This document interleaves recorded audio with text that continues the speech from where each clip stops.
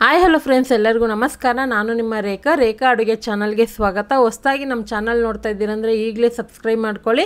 ಬನ್ನಿ, ಇವತ್ತೊಂದು ಡಿಫ್ರೆಂಟಾಗಿ ಹೋಟೆಲ್ಗಳಲ್ಲಿ ಸಿಗೋ ಥರನೇ ಚಟ್ನಿ ರೆಸಿಪಿ ತೋರಿಸ್ಕೊಡ್ತೀನಿ.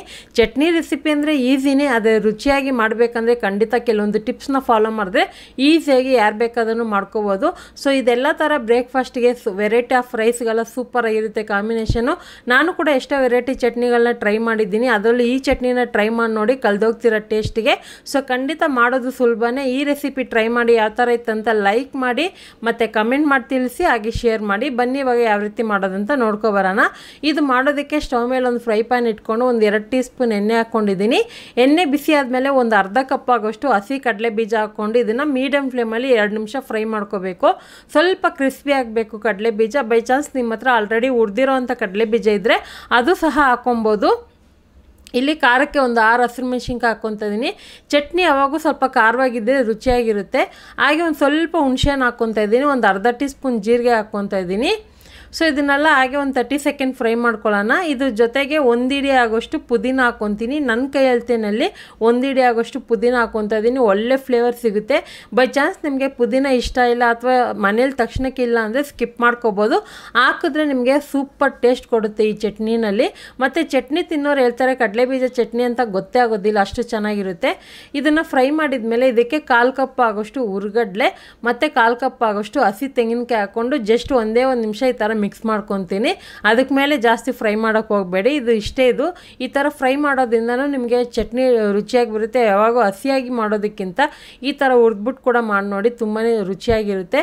ಇವಾಗ ಆಲ್ಮೋಸ್ಟ್ ಇದನ್ನು 1 ನಿಮಿಷ ಫ್ರೈ ಮಾಡಿದ್ದಾಯಿತು. ಇವಾಗ ಸ್ಟವ್ ಆಫ್ ಮಾಡಿಬಿಟ್ಟು ಕಂಪ್ಲೀಟಾಗಿ ತಣ್ಣಗಾಕ್ಬಿಡೋಣ. ತಣ್ಣಗಾದ್ಮೇಲೆ ರುಬ್ಬಬೇಕು. ಇವಾಗ ತಣ್ಣಗಾಗಿದೆ. ಇವಾಗ ಮಿಕ್ಸಿ ಜಾರ್ಗೆ ಹಾಕ್ಕೊತಾ ಇದ್ದೀನಿ. ಕೆಲವೊಂದು ಹೋಟೆಲ್ಗಳಲ್ಲಿ ಒಂದು ಸೀಕ್ರೆಟ್ ಇಂಗ್ರೀಡಿಯೆಂಟ್ಸ್ ಥರ ಹಾಕ್ತಾರೆ. ಅದೇನಪ್ಪ ಅಂತಲೂ ನಿಮಗೆ ವೀಡಿಯೋದಲ್ಲಿ ತಿಳಿಸ್ತೀನಿ. ಅದೇನು ಇಲ್ಲ, ಮನೇಲಿರುವಂಥ ನಾರ್ಮಲ್ ಈರುಳ್ಳಿನೇ. ಇದು ಹಾಕೋದ್ರಿಂದ ಒಳ್ಳೆ ಸೂಪರ್ ಟೇಸ್ಟ್ ಸಿಗುತ್ತೆ. ನನ್ನ ಹತ್ರ ನಾಟಿ ಈರುಳ್ಳಿ ಇರೋದ್ರಿಂದ ನಾನು ಚಿಕ್ಕದು ಒಂದು 5 ತೊಗೊಂಡಿದ್ದೀನಿ. ನೀವು ನಾರ್ಮಲ್ ಈರುಳ್ಳಿ ಇದ್ದರೆ ಒಂದೇ ಒಂದು ಹಾಕ್ಕೊಳ್ಳಿ.